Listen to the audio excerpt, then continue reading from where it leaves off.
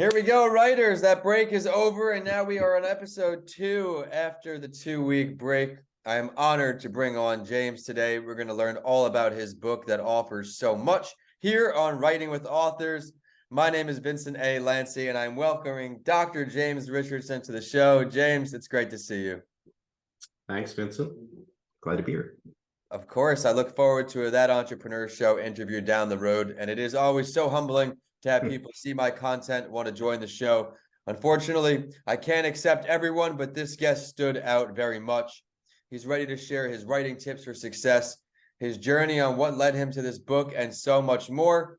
And this book focuses on helping those who want to experience exponential growth. If this is your first episode with us here on Writing with Authors, I have the opportunity to sit down with incredible published writers all over the world, and today will be no different. Let me preview this book and his 4 steps before I bring him on to explain it better than I can. James outlines a 4-part approach to thinking smarter about growth as a CPG entrepreneur.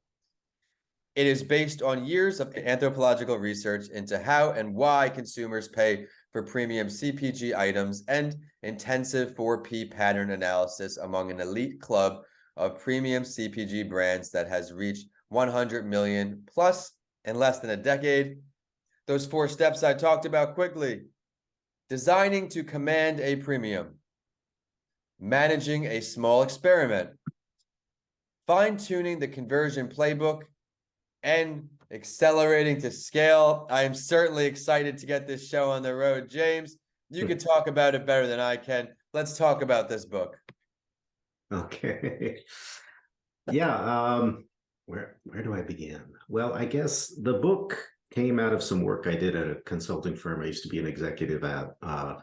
They were gracious enough to let me use that IP for my own business building purposes. So this is one of those platform business books designed to drive revenue elsewhere than the book. Okay.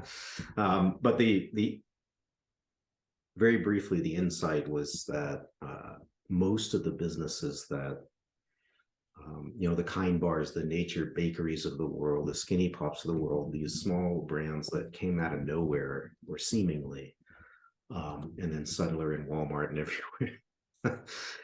And Chobani is probably the most famous. They all had a pattern to them as to how they approached the market.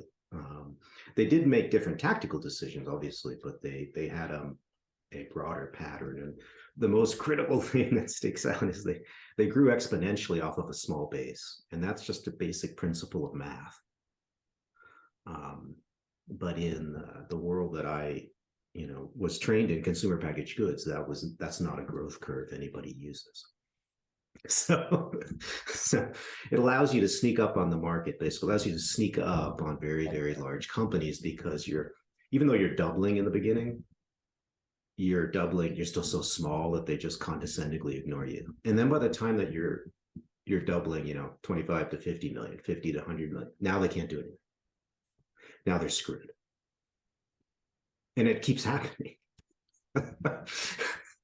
You're no longer able to ignore these guys. They're no longer small players. Now they're finally doubling to the point, like you're saying, where there's a lot more going on.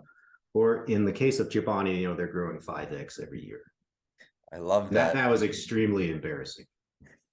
To the big yogurt companies, they ended up losing massive amounts of shelf space permanently. People got fired. If you even look in the stores, Chobani takes up the majority of the shelf now. When I was a kid, it's a better product. I forget, when I was a kid, I think there were YoPlay was the major brand. Yeah, sure. I'm not sure if it's managed or owned by the same company. I know that a lot of people get absorbed when competitions like that. Let me ask you something.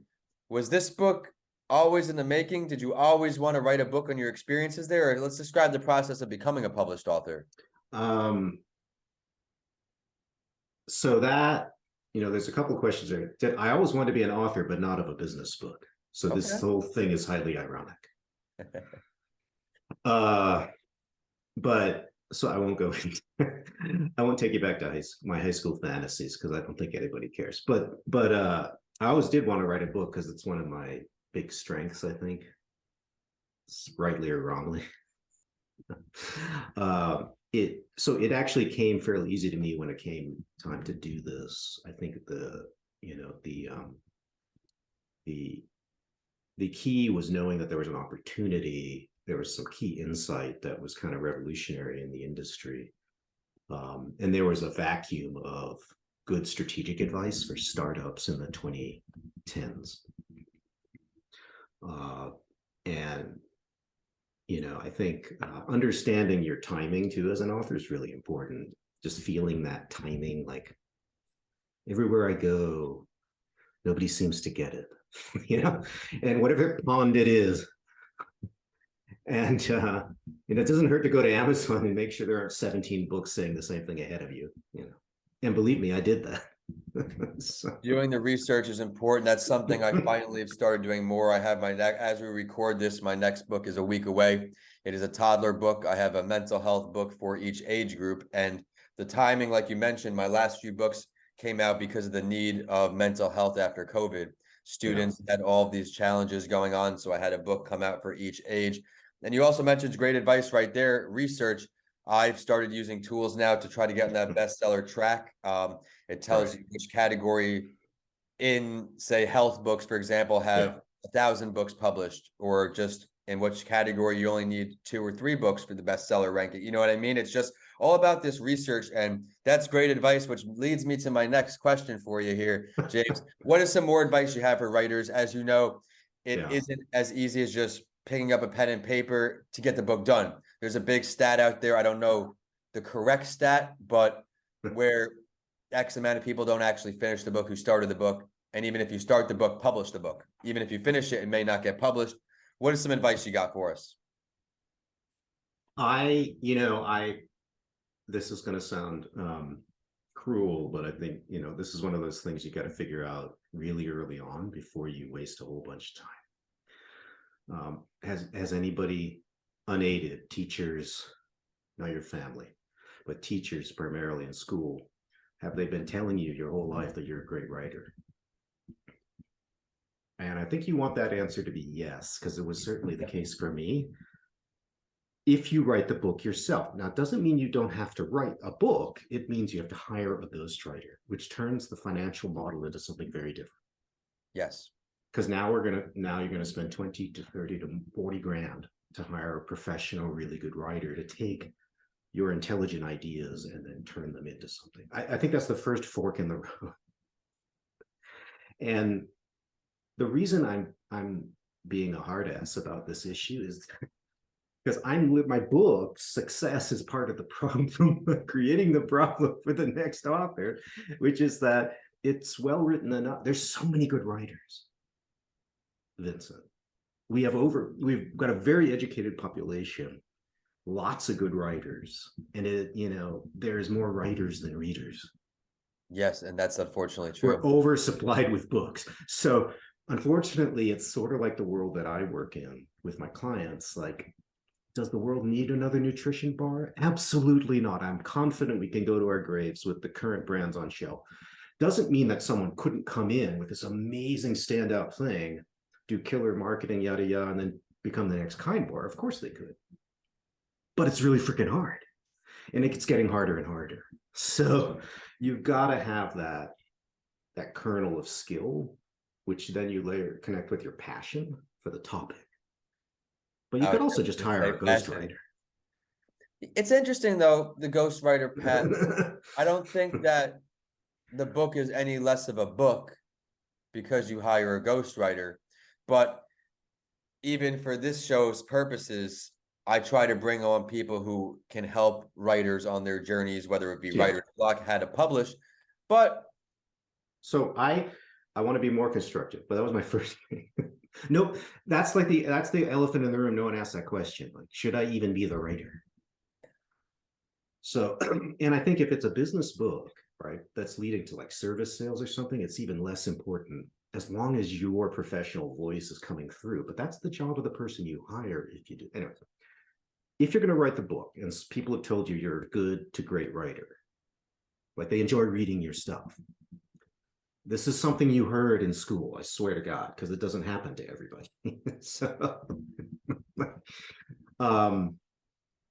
the the key that I found writing my book was, aside from the obvious, which is you need to really kind of outline the scope and get an empirical handle on the book. Like, I'm going to have this many chapters because I have this many key topics I want to get into. It's going to probably be around this page range. And then you literally need to break it up over a calendar. I know that sounds ridiculous, but I think someone else, Robert Glazer, I think, was on your thing, and he said something that I agree with, which is, there are very few very good writers and even professional writers who write like Stephen King. He just gets up and he just writes for hours and hours and hours and can do 20,000 words a day. Very few people do. The accountability is very hard. Yeah, so that kind of output is kind of unrealistic. And so if you don't calendarize it and turn it into almost a monastic ritual,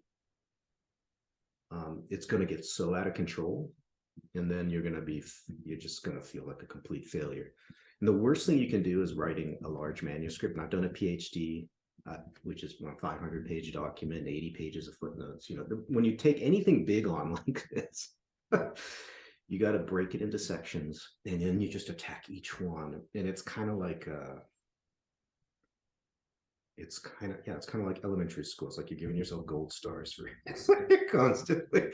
You really have to do that, because it just becomes more, once it feels more feasible, you don't that allows the passion for your topic to then generate the momentum. That's the best way I can describe it. So I wrote the book behind me, Ramping Your Brand, in actually 2 months. Okay. Now, I had already done most of the research. There wasn't a lot of research that I had to go and do fresh, right? So that was a gift. It probably would have taken another 2 had I been doing research and writing. So, but in terms of just getting the 230 pages out, it was 2 months. And I did the same thing. I just sort of broke it down. It was probably faster than my wife wanted me to. Disappeared. Now, I spent a lot of the day writing, but it's not about how many hours you do. It's about just, again, create your calendar, break it up, and then just start rewarding yourself. Once you make progress for a couple of weeks, you're going to feel the momentum. What I hate to hear about is people who just get crippled because they're just staring at this. Holy shit, who writes 300 pages? How do I even do this? And then they sort of, it almost becomes overwhelming, and they lose that passion.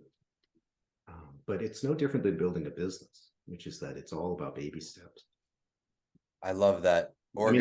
You can't just sit there and just obsess about, I need 300 pages, I need 300 pages, no, you break it down and you write 3 pages, then 5.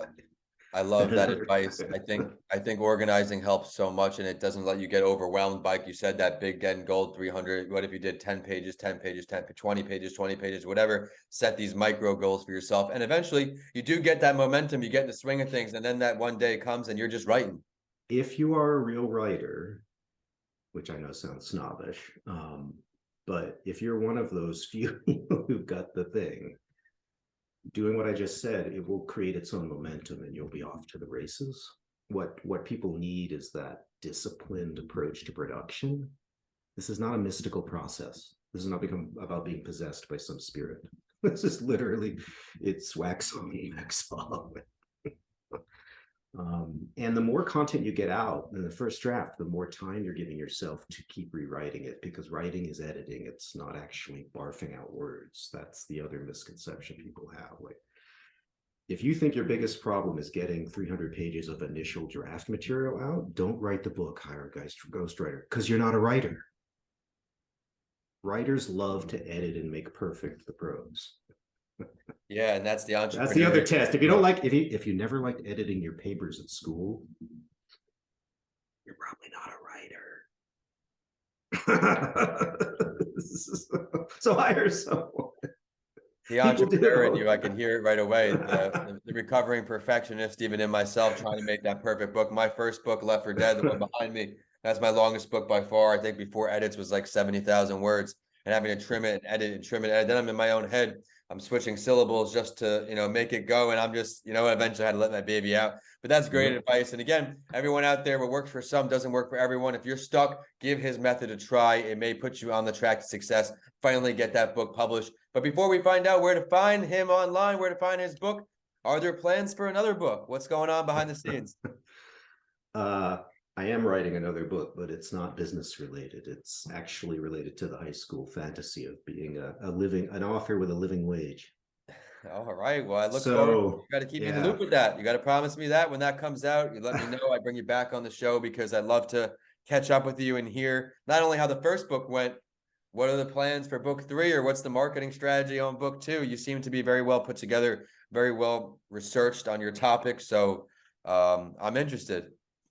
You can follow along at jamesrichardson.substack.com. That's my blog for the next book.